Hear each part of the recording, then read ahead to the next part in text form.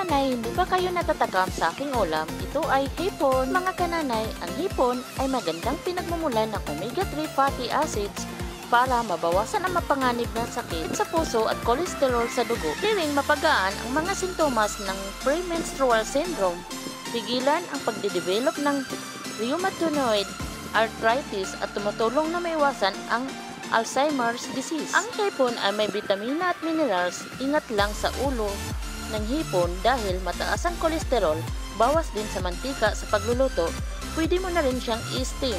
Yun ang sabi ni Dr. Willie Ong. Mga kananay, hinay-hinay lang sa pagkain ng ulo ng hipon. Tulad ng mga sinasabi ko sa inyo mga kananay, masama talaga ang pagkain pag sobra. Kailangan yung tama lang sa ating katawan. Naman natin mga kananay na ang hipon ay kahit anong klaseng luto ay masarap talaga. Ito ko sa hipon ay ang sinigang na hipon. Kaya ayan mga kananay, ang ginawa namin ay nagsigang kami ng hipon na may kasamang kangkong. Yan mga kananay, inain ko na ang aking hipon na sinigang. Masarap yan mga kananay.